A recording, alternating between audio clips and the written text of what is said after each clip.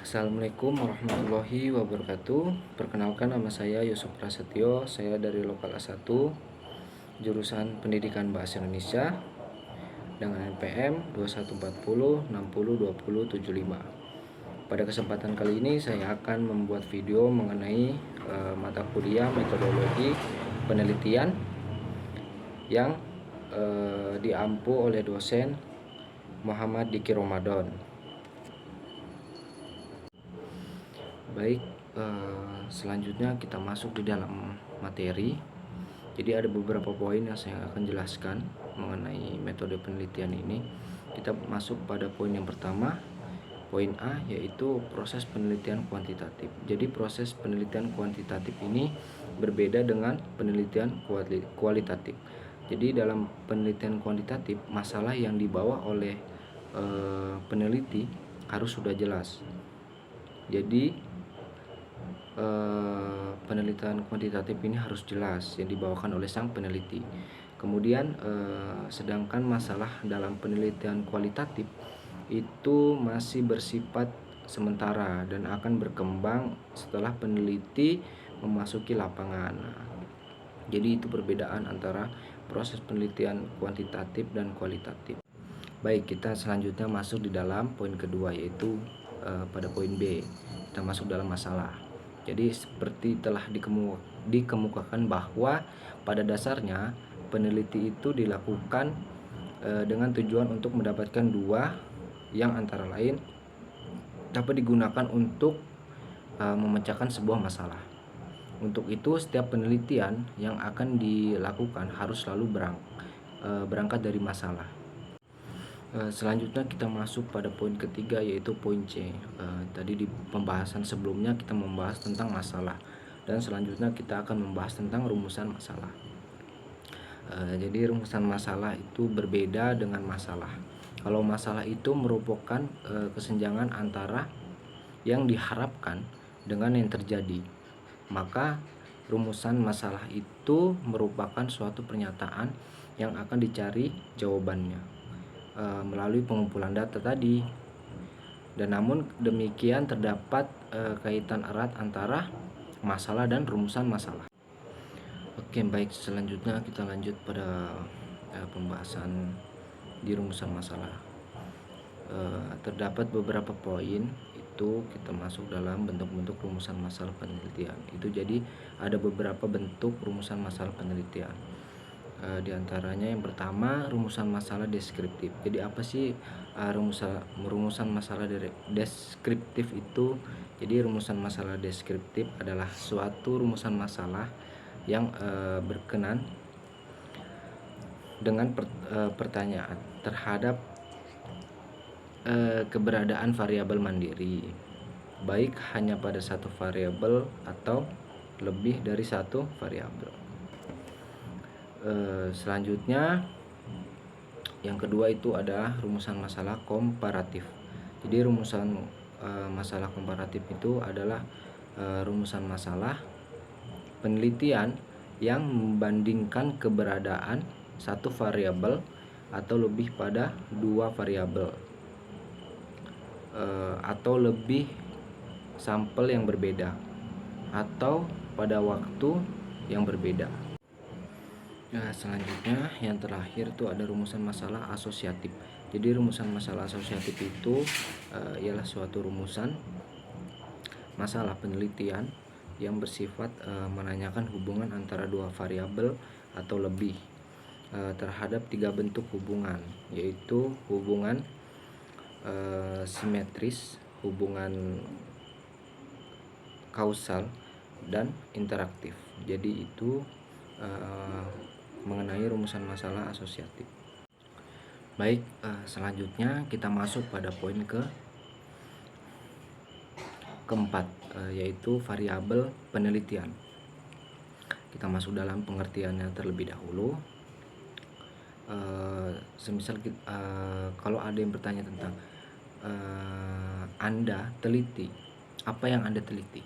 Maka jawabannya berkenan dengan variabel penelitian. Jadi variabel penelitian itu pada dasarnya adalah segala sesuatu yang berbentuk apa saja apa saja yang ditetapkan oleh peneliti untuk dipelajari, sehingga diperoleh informasi tentang hal tersebut, kemudian ditarik kesimpulannya. Selanjutnya kita masuk pada poin kelima, yaitu paradigma penelitian. Jadi paradigma penelitian ini sebelumnya dalam penelitian kuantitatif yang dilandasi pada suatu asumsi bahwa suatu gejala itu dapat diklarifikasikan dan hubungan gejala bersifat kausal atau sebab akibat. Maka penelitian dapat melakukan penelitian dengan memfokuskan kepada beberapa variabel saja. Dan ada beberapa poin tentang paradigma penelitian. Yang pertama, paradigma sederhana. Jadi bisa kalian lihat sendiri pada gambar ini. Nah, berdasarkan tersebut maka kita dapat menentukan ada namanya jumlah masalah deskriptif, ada 2, dan asosiatif itu ada 1. Kalian bisa lihat sendiri. Jadi seperti itu. Dan yang kedua ada paradigma sederhana berurutan. Dalam paradigma ini terdapat lebih dari 2 variabel, tetapi hubungannya itu masih sederhana, dan kalian bisa lihat sendiri pada gambar tersebut. Nah, jadi pada paradigma sederhana menunjukkan hubungan antara satu variabel independen dengan satu variabel dependen secara beruntun. Dan yang ketiga kita pada poin paradigma ganda dengan 2 variabel independen.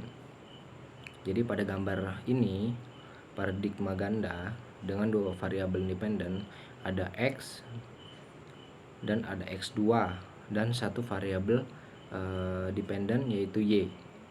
Untuk mencari hubungan X1 dengan Y dan X2 dengan Y1 menggunakan teknik kofisial sederhana. Nah, untuk mencari hubungan X1 dengan X2 secara bersama-sama terdapat Y.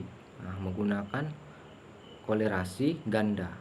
Jadi seperti itu. Selanjutnya paradigma ganda dengan 3 variabel independen.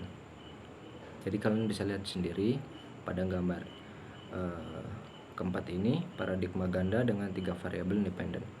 Dan di situ adalah paradigma ganda dengan 3 variabel independen, yaitu X1, X2, dan X3. Nah, untuk mencari besarnya hubungan antara X1 dengan Y, jadi X2 dengan Y, X3 dengan Y, X1 dengan X2, X2 dengan X3, dan X1 dengan X3. Selanjutnya kita masuk di poin 5, yaitu paradigma ganda dengan 2 variabel dependen seperti gambar tersebut.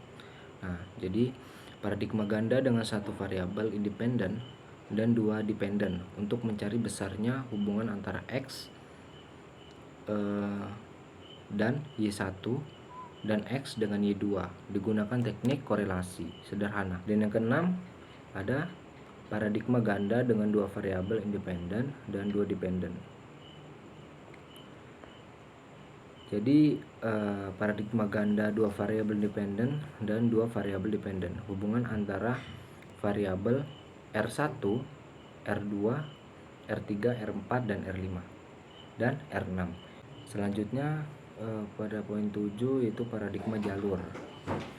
Paradigma jalur teknik analisis statistik yang digunakan dinamakan path analisis atau analisis jalur. Analisis dilakukan dengan menggunakan korelasi dan regresi sehingga dapat diketahui untuk sampai pada variabel dependen terakhir. Harus lewat jalur langsung atau melalui rumusan masalah deskriptif dan 6 rumusan masalah hubungan. Jadi seperti itu. Baik, selanjutnya kita masuk di poin F, yaitu menemukan masalah. Nah, jadi kita menemukan masalah. Jadi pada dasarnya setiap orang itu memiliki masalah. Bahkan orang yang tidak mempunyai masalah itu akan dimasalahkan oleh orang lain. Nah, untuk menemukan masalah dapat dilakukan dengan cara melakukan analisis masalah, yaitu dengan pohon masalah. Jadi dengan analisis masalah melalui pohon masalah ini, maka permasalahan dapat diketahui mana masalah yang penting atau yang kurang penting, dan juga bisa juga yang tidak penting. Nah, lanjut lagi kita masuk pada landasan teori, kerangka berpikir dan pengajuan hipotesis. Kita masuk pada penelitian pengertian teori.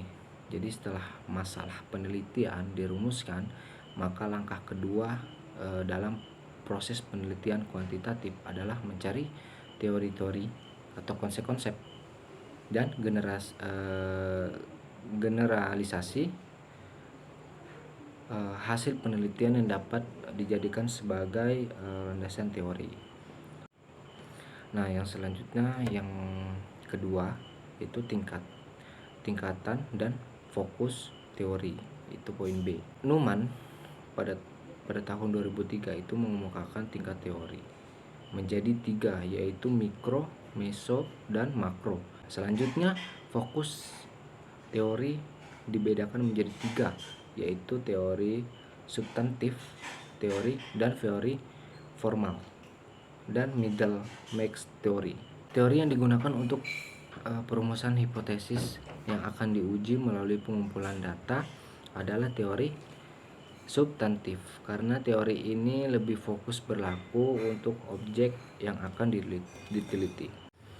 Nah, baik, jadi itu tadi penjelasan mengenai mata kuliah metode penelitian. Jadi ada beberapa poin penting yang saya bahas untuk jalannya menjadi seorang peneliti, dan untuk mengetahui langkah-langkah membuat penelitian atau menganalisis sebuah penelitian.